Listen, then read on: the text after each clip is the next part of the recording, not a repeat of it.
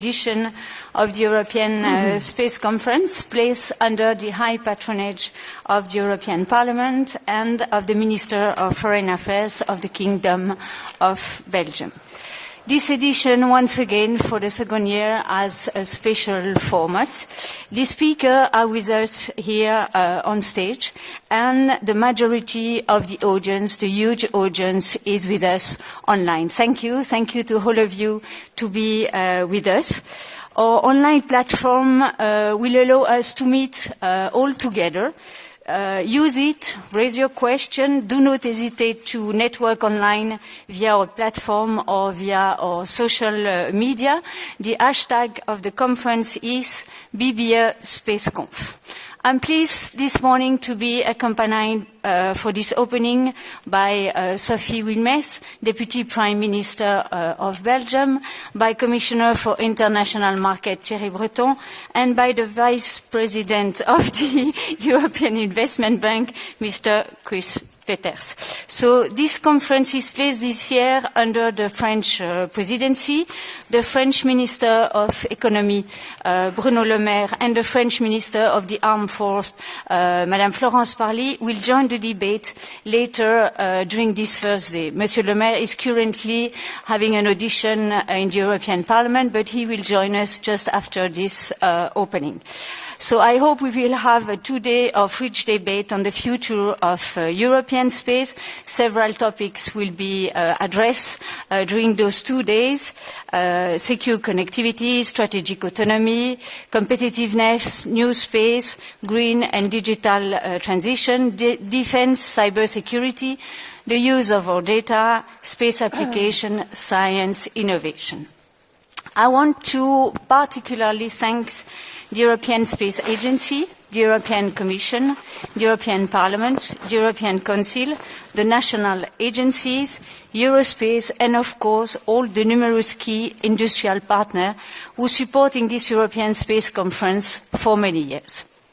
We have created 40 years ago, and all together, and I'm used to say that we are stronger all together.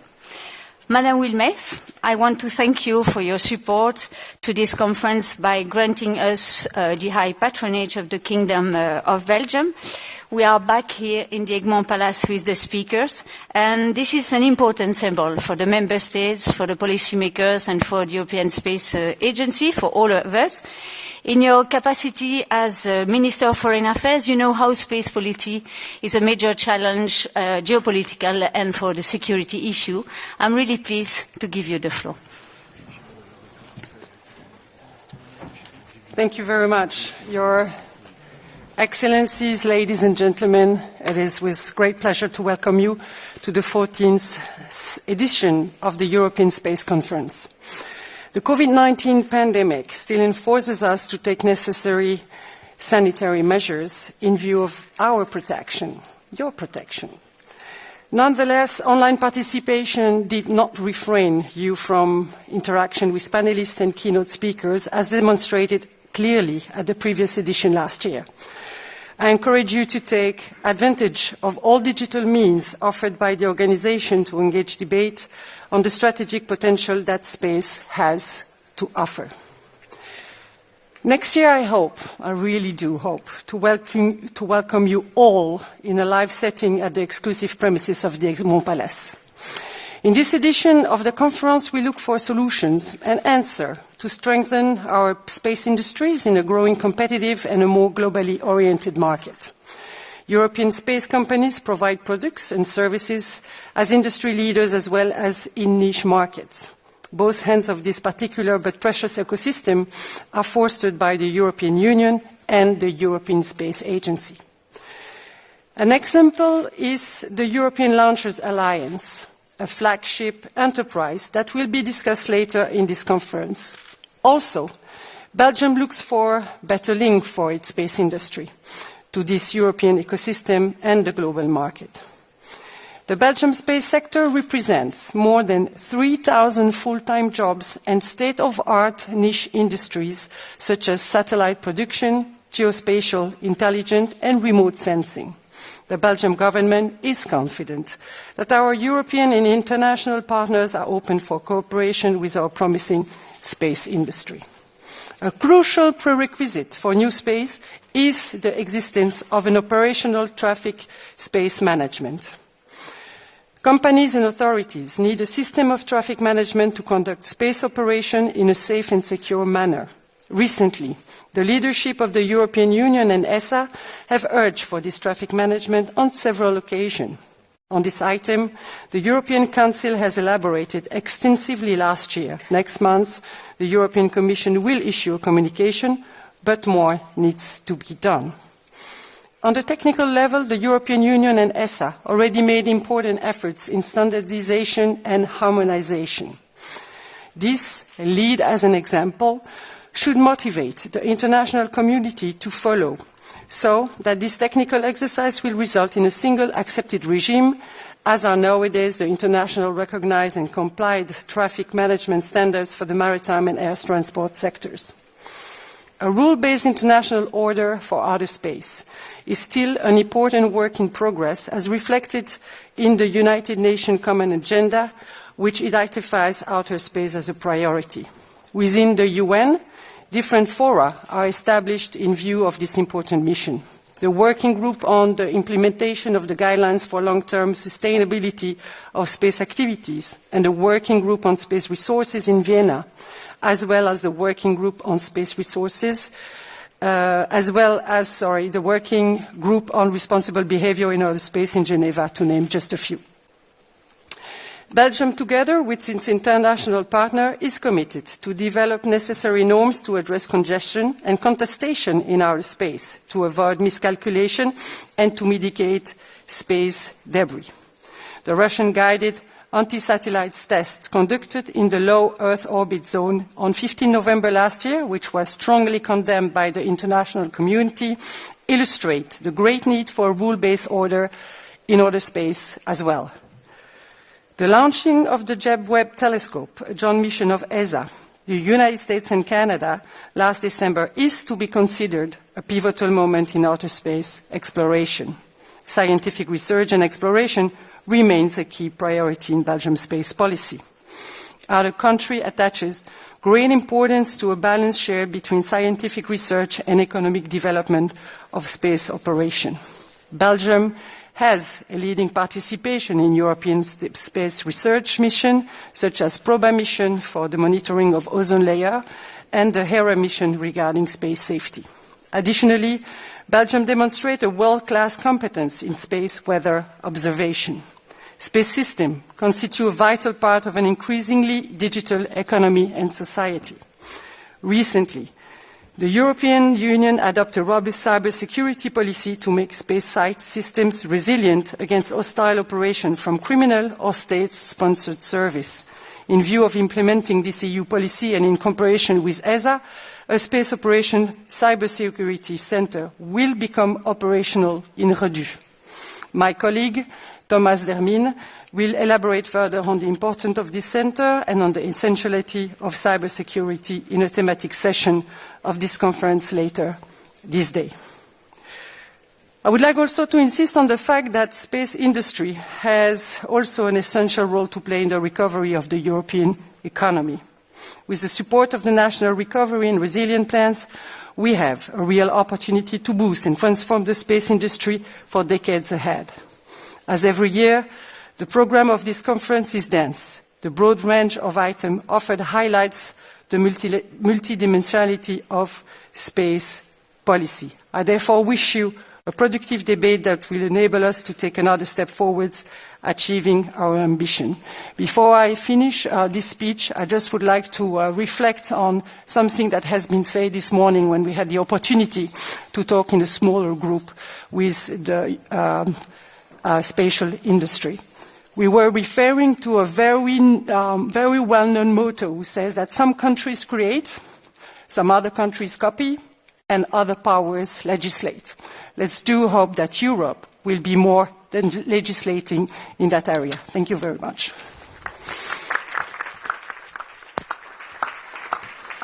Thank you, Mrs. Wilmès. We will have Mr. Dermin with us later on the day. We will also have the Prime Minister of Belgium who will join us for the conclusion of this day. Commissioner Breton, we are honored to welcome you today. The online audience of this conference is huge and from all over the world. So this highlights the key challenge that the European space sector is facing. As Commissioner for the internal market, we know all the importance you give to foster a strong and innovative space industry. You are the man of orchestra, all the sectors that interpenetrate space, industry, digital and defence, taking into consideration all the initiatives put forward by the European Commission under your aegis. I'm sure that we will all be pleased to listen to you. Thank you.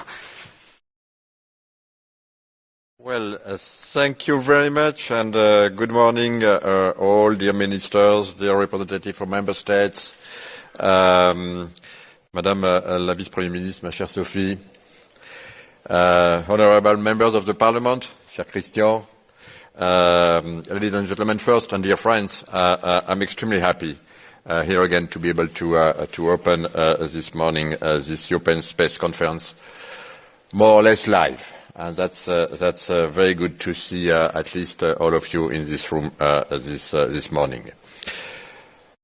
I will start with something that you know, Christian.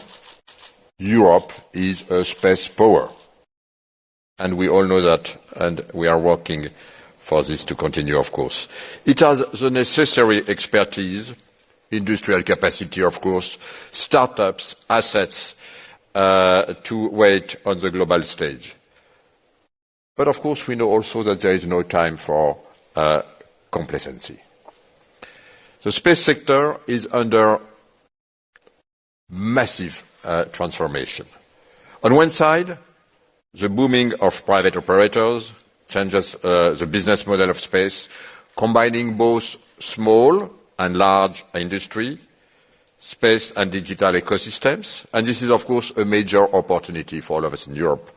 And we need to unleash this opportunity.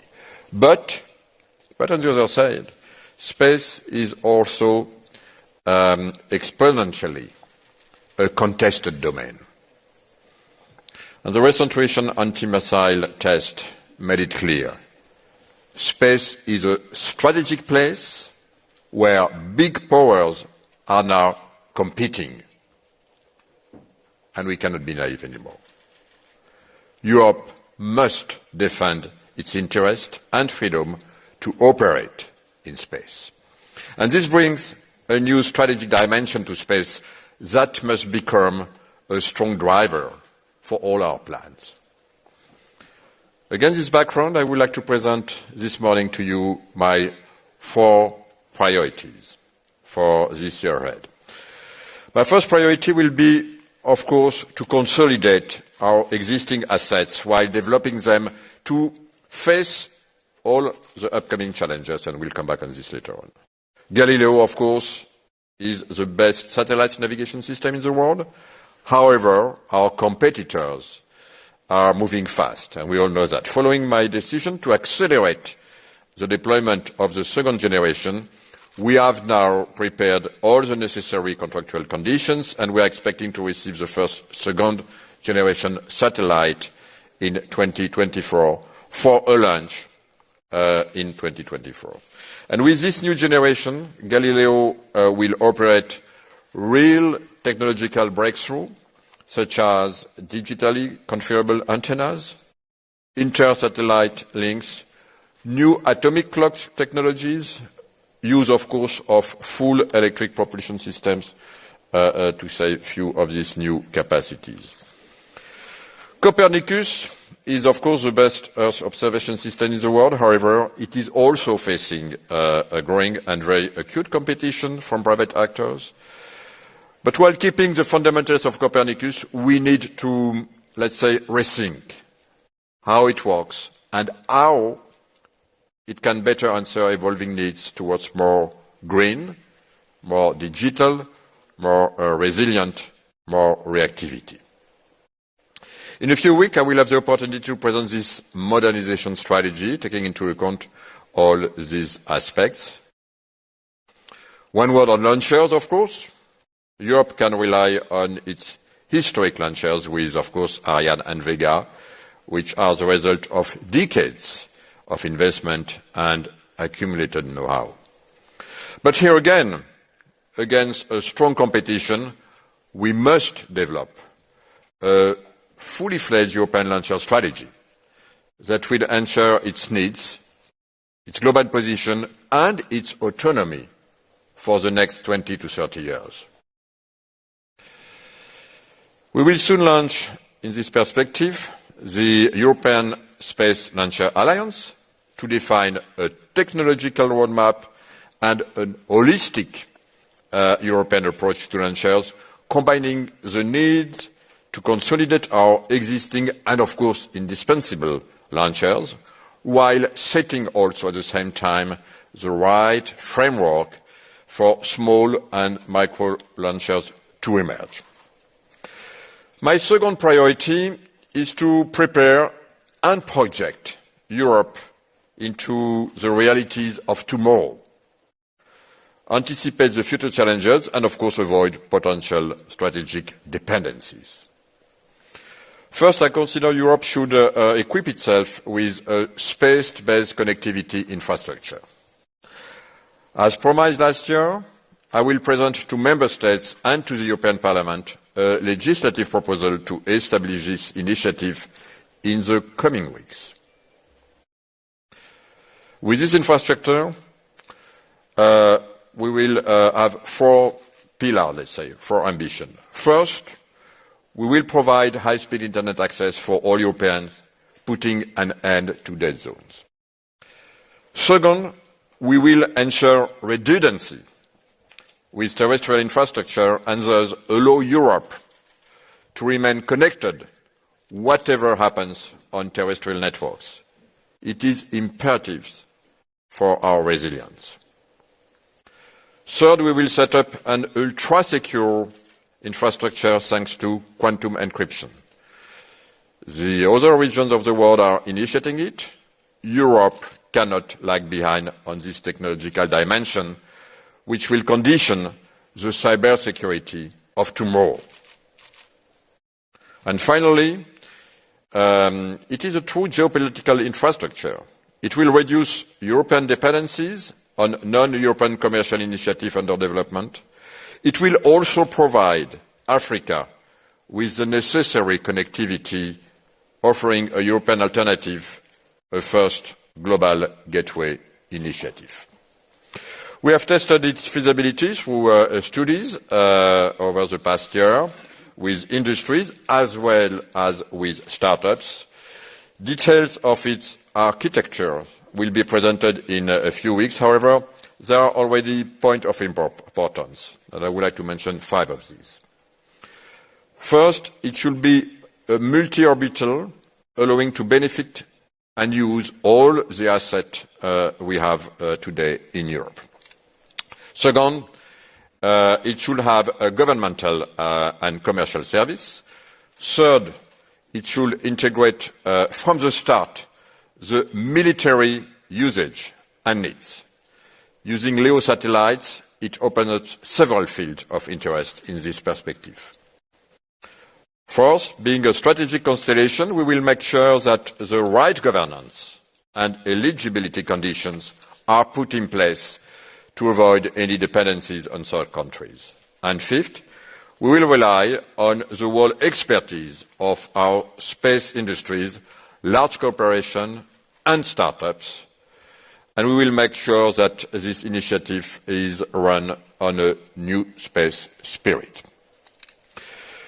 Once presented, I count on the Member States and the European Parliament to move fast, so we can hopefully conclude in a year's time the negotiation and have the first services deployed already by 2024. I know it is ambitious, but I know that it is also feasible. The second critical initiative I will launch in the coming weeks is to define the European strategy for space traffic management. An increasingly congested space is threatening the viability and security of space infrastructure and operation. We all know that, More than 1 million debris are today orbiting around Earth, and it is constantly increasing. It is expected that in the next year to come, more than 30,000 additional satellites will be launched. And the Union, of course, already has surveillance and tracking systems and capabilities, thanks to the capabilities made available by the Member States with the EU SST consortium. We monitor already, by the way, more than 240 satellites in real time, including, of course, Galileo and Copernicus, in order to protect them against risk and collisions. But faced with the challenges of the multiplication of threats, we must go further and define a holistic STEM approach, including through the strengthening of our existing capabilities. We must reduce also our dependencies on the American systems while ensuring, of course, interoperability. It is also a geostrategic question to be able to monitor autonomously space and to enhance our collective situation, awareness of threats of the European and national space assets. My third priority will be on space innovation. It is absolutely imperative for Europe to develop a real strategy to spur innovation in space. I want then to mobilize all the instruments at our disposal in this spirit. First, through the first ever space partnership, we will bring together the space industry, research institute, academia, public authorities with one aim: design, through technological roadmaps, long-term plan and coordinate investment in space innovation.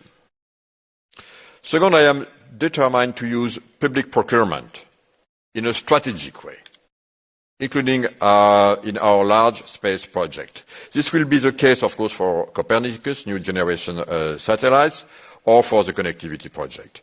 Public procurement lower commercial risk and also provide long-term prospect to stabilize the business of small companies, but not only. It also has a very positive effect on private investors. And in the same vein, we will also use public procurement to test and de-risk new solutions.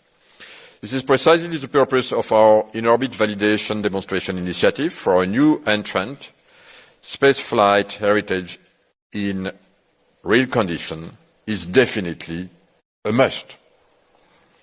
Without there is no commercial opportunity. So drawing the lessons from our past experience and together with ESA, Josep, we will then ensure speed and annuality of the program to make it more efficient. And in a few weeks, we will publish a new call to collect potential candidates, payloads or experiments that need in-orbit demonstrations and validation services. We will also use public procurement to stimulate the launcher ecosystem, and in particular for mini and micro launchers, by giving them launch services opportunities. This is a flight ticket initiative. And as of 2023, new launch systems will have the possibility to provide launch services for certain institutional launches, starting with in-orbit demonstration and validation. Third, access to finance is absolutely critical for innovation. We will increase our cooperation with the EIC building on the positive experience of last year, and additionally, today, we are signing the start of the Cassini Space Investment Fund with the EIF. It will deploy an investment capabilities of at least €1 billion in support of space startups that want to scale up. Europe is not short, of course, of this very, let's say, vibrant ecosystem of startups which have disruptive ideas and technologies, but many of our startups cannot get sizable equity investment in the EU once they need to scale up. So they have no choice but to turn to non-EU investors, and of course we need to answer to this issue, and this is, if we don't act, a major loss for Europe, and this is why the Cassini Fund will be definitely a game changer. It will be complemented by a debt instrument through the EIB to make sure that new space companies get access to loans, in particular when they are not accessible for traditional sources. My last priority, the fourth one, is about the defense dimension of our space policy. 2 weeks ago, I participated in a discussion with all our EU defense ministers on space, together with the High Representative, my friend Josep Borrell. It was in Brest. We discussed about the strategic nature of space and the need to have a plan on how to enhance our resilience in and from space. Beyond the traditional defense domain, we collectively face new threats. And especially in this so-called now new strategic and contested area. It is, of course, the case for the cyberspace, we know that, but also, of course, in space, which is absolutely becoming more and more crucial for our security. So, this is why we are proposing, as part of the strategic compass, which is under discussion now, which will be finalized in the next few weeks, the vehicle of our collective ambition in defense cooperation. So we propose to put forward by next year a space and defense strategy. We should first expand the defense dimension in existing and upcoming EU infrastructure. Galileo, of course, is a clear demonstration that a common infrastructure under civilian control can meet defense and security needs, and that we can set up the right governance based on trust. And it works. We should then replicate this approach for the evolution of Copernicus, but also in the new secure connectivity initiative, and of course in our new STM strategy. Second, we should develop new infrastructures as dual use by design, integrating the defense need from the outset. For instance, the secured connectivity infrastructure could be equipped with a payload on the LEO satellites, allowing to monitor space from space. Third, we should reduce our technological dependencies and reinforce the resilience of our supply chains in critical sectors for space such as quantum, artificial intelligence, and of course chips. This is absolutely critical to ensure the integrity, the security, and the operations of our space infrastructure. And finally, we should set up new governance for our space program to best reply on the threats. In addition to the established crisis management protocol, we could better organize joint situational awareness with the participation of course, all actors. Our aim on the mid to long run could be to establish, let's say, a true European Space Command. So to conclude, ladies and gentlemen, dear friends, we have, of course, a full program ahead of us to enhance our space ambition.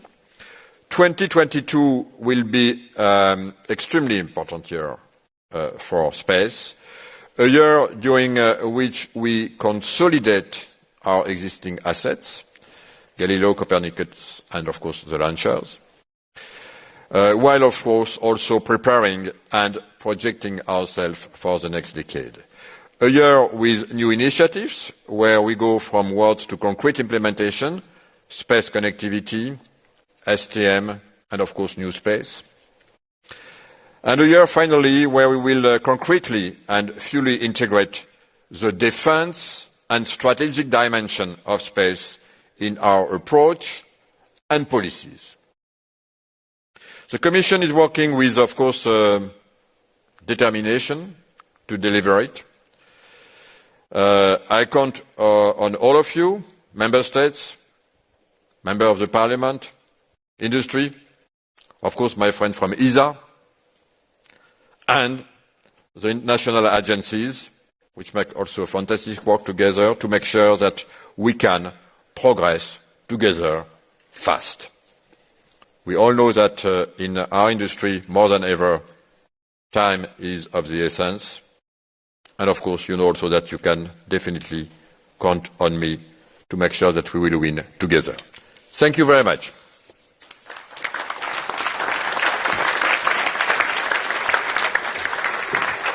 Thank you. Thank you, Mr. Breton, for your determination. Madame Wilmès, thank you.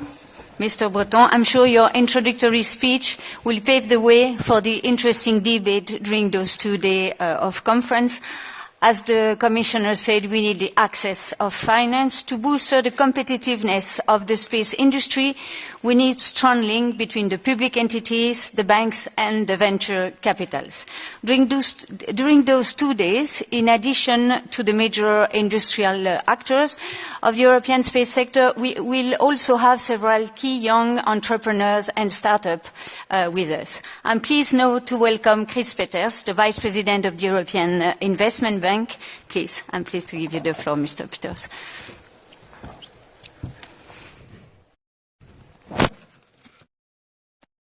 Dear Excellencies, dear Commissioner, ladies and gentlemen, dear friends, good morning. It's a great pleasure for me to be back in Brussels and see you all again at this most important conference on the European space sector. And I would like to thank the European Space Conference for inviting me, of course. And it's not a moment too soon, I must say. Space is in the news like never before, as we are entering, and that you know very well, the new space era. Satellite constellations in low Earth orbit link up almost every aspect of our daily life, from mobile phones to the internet and television to transport network, and even banking systems use the space for their systems. In brief, our European model of living depends increasingly on our ability to control space applications and set European standards and regulations like the Commissioner have said. The space economy is estimated, you know that, to account for over 10% of the European economy, and it's expected to double in revenues over the next decade. It is also seen as an increasingly strategic sector, especially when it comes to defense, security, climate and connectivity. This unpredicted speed of development in space sector requires us to accelerate our support for space-related innovations, research and businesses. Ladies and gentlemen, only then Europe can become a leader in space entrepreneurship. In this effort, we, the European Investment Bank and European Investment Fund, are working closely with many partners, also here in the room, as by ESA and European Commission, of course, and in particular also DG DEFIS. Together we are all committed to meet the market needs of our companies as well as the public sector and create the right financial environment, of course, to really keep up with our global competitors. Now, ladies and gentlemen, let me say some words about the private sector, you. Without a doubt, in an era of geostrategic competition, key technologies, including space, are creating new sources of power and security in international affairs. Certainly today, very important. For a long time, these core technologies with implications for defense and security have been developed and financed foremost by governments. However, and you know that very well today, the development of space, quantum or AI that impact defense and security in the 21st century are increasingly or even mainly driven by the private sector. That is why improving Europe's competitiveness and supporting new business creation are so important for achieving strategic autonomy. It ensures that Europe has the capacities and capabilities it needs to defend its values. Europe has historically always been at the forefront of publicly funded space activities, investing in space infrastructure such as the Copernicus, already said by the Commissioner, and Galileo satellites programs. And while Europe will boost economic and academic and scientific excellence, we are at risk of failing behind in the next wave of space innovation. We need to stimulate more private investment in the new space sector, especially, ladies and gentlemen, for innovative small and medium-sized enterprises.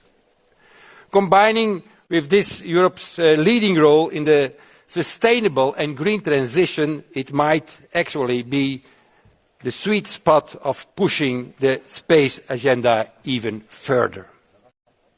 Now, what can we do as EIB and the European Investment Fund?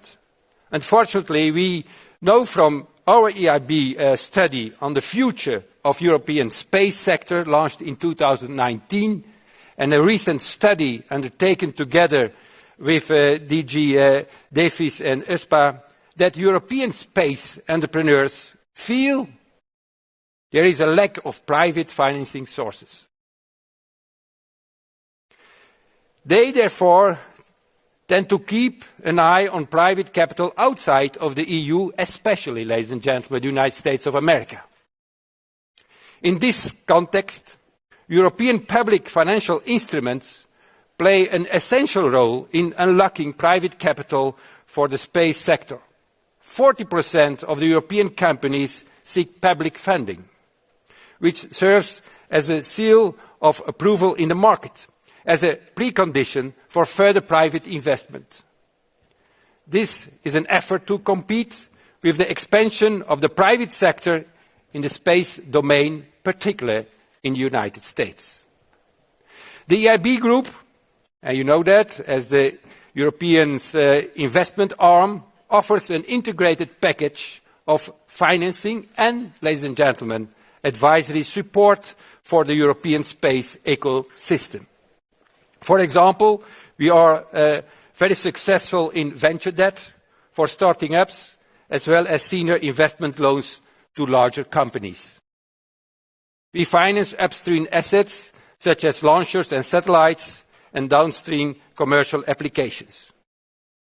If mandated to do so, the bank would aim at scaling up the investments necessary for European companies to go and to grow in Europe and keep up in the new space race. We can provide the support that established leaders and innovative startups need to develop new space solutions in all market segments, ranging from transport automatization to precise agriculture, geomatics and rescue services. Finally, ladies and gentlemen, to bring finance closer to space and space closer to finance, we also initiate the Space Finance Lab.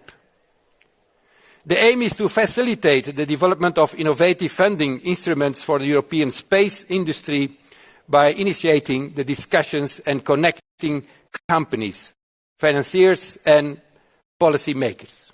Ladies and gentlemen, to conclude, let me provide you with some concluding remarks.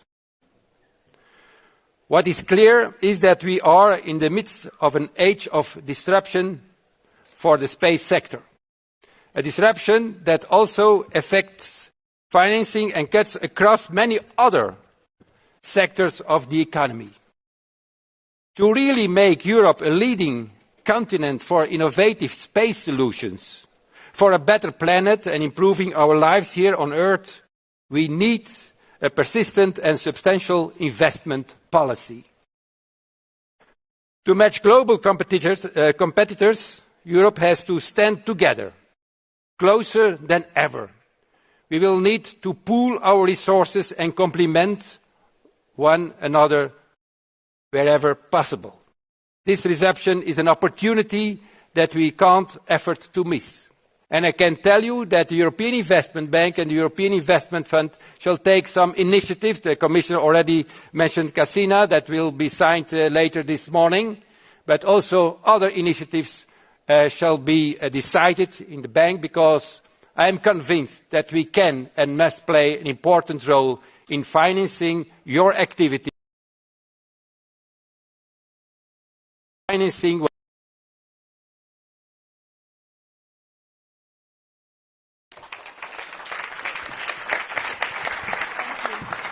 Mr. Peters. I'm pleased now to welcome Joseph Aschbacher, the General Director of the European Space Agency, and I give now the rest of the session to my colleague George.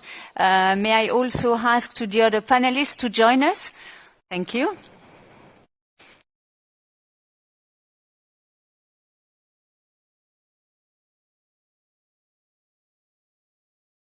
Working. So, dear ministers,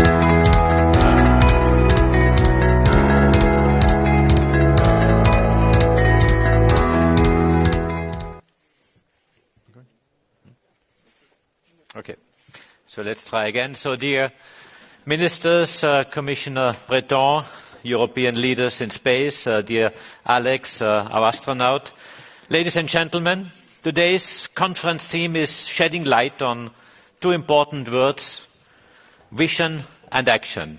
But allow me to merge them into one, ambition. Ambition is what drove humans to achieve the important, the impossible, the unimaginable. Ambition is what drove Europeans to explore and cross the Atlantic to new lands, and later to send first radio signals across the ocean. And ambition is what pushed Europeans to discover the antibiotic and subsequently saved billions of lives. And this is what made Europeans send the first spacecraft to a comet and a lander to its surface in a spectacular finale which was applauded by the whole world. The youth of our planet is brimming with ambition, but they want tangible action, as we recently saw on the streets of Glasgow at COP26. We need to respond to the world's biggest challenges: climate emergency, health and social crisis, geopolitical instability, increasingly fierce global competition between the United States and China, and a private sector entering space with unprecedented speed and energy. Our startups and our European space industry are waiting for our signal, here and now. So what is Europe doing? Europe has some of the best talents with some of the most brilliant ideas. But Europe has weaknesses. Europe is dispersed, access to funding is too limited, and Europe is too slow. To address these head-on, ESA has launched Agenda 2025 in March last year. It shall unite the key European actors in space, ESA and the European Commission. It shall engage the private sector, and it shall take action to ease access to funding. But Agenda 2025 will also speed up processes and transform ESA to be well prepared for the challenges of the next decade. Agenda 25 is a vision and a call for action. As I have expressed many times, I am really fully committed to working hand in hand with the European Union and the European Commission. Over the past 3 decades, ESA and the European Union have proven that they can launch big programs together. Galileo would not exist without the European Commission. It would also not exist without ESA. And the same applies to Copernicus. We need to join forces. Let me quote from the joint letter which Commissioner Thierry Breton, and myself sent to all European ministers last year. Only by collectively joining our forces, the EU, ESA and Member States, we will be able to develop an ambitious space agenda for Europe. A few months later, we sealed a strong agreement between the Commission and ESA by signing the Financial Framework Partnership Agreement. Negotiations were done in record time with a deep spirit of trust. I want to thank the teams of Commissioner Thierry Breton and Timo Pesonen for this very, very strong support. Throughout the summer 2021, ESA convened an advisory group of high-level personalities to help us transforming vision into action. The group proposed 3 accelerators and 2 inspirators. The ministers of ESA's member states adopted the Matosinhos Manifesto last November and gave ESA a clear mandate to further develop these concepts, their governance and funding schemes in close cooperation with the European Union and other partners.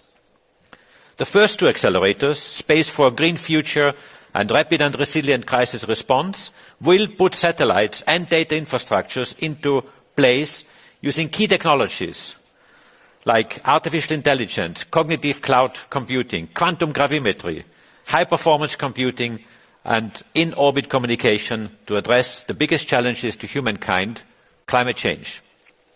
All nations in Europe have declared carbon neutrality by mid of this century as the most urgent action.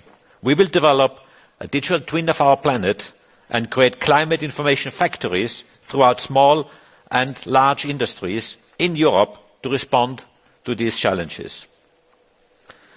The second accelerator on rapid and resilient crisis response will tightly link with the secure connectivity initiative just proposed by Commissioner Thierry Breton. But this is not enough. The number of satellites launched is growing exponentially, dramatically increasing the risk of collisions. We can't leave our astronauts or our satellite infrastructure at risk. This is the third accelerator to contribute to safeguarding and protecting European assets from space debris and from space weather interferences. Through these accelerators, we will support citizens, decision makers, civil protection agencies, firefighters and rescue forces on the ground. It will also help unite Europe around programs tackling the key challenges ahead of us while ensuring that users are in the focus. You will notice that these topics appear all throughout this conference, which proves that they are timely and urgent. Finally, we cannot talk about European space ambition without talking about inspiration. Our quest will always be driven by a common dream to better understand our world, to explore and to discover. We have to aim high, to inspire young talents and motivate them. We need a forward-looking, independent, sovereign Europe. We have identified 2 inspirators, one to explore whether there is life out there through a sample return mission to an icy moon of the outer solar system, and one on human exploration. On the latter one, human exploration, we need political vision and leadership. The Space Summit, in less than a month, will be the next opportunity. The summit will not make funding decisions on human exploration. Still, I do hope to get a strong signal for ESA to come back to our decision makers with clear proposals. In any case, we have many important topics on the agenda on the 16th of February. Some tabled by the European Commission on space traffic management and secure connectivity, as just elaborated by Commissioner Breton, and some by ESA on accelerators and inspirators. They are all complementary. Europe will have the chance to create a political milestone that can make history for Europe in space. The Space Summit will also provide a strong momentum for the ESA Council at ministerial level in November, where I will present a coherent set of attractive programme proposals for Europe. Let me conclude, ladies and gentlemen, by stating that our plans are challenging, Our accelerators and inspirators will incite the younger generation, they will push innovation, and they will catapult our European industry into the worldwide race we cannot be absent from. Ladies and gentlemen, I am here today to present our plans and to offer the full cooperation of ESA in achieving common goals together. Let's make space a multiplier of a visionary, committed and optimistic Europe. Together, let us embark on a common journey for a better life on Earth. Thank you.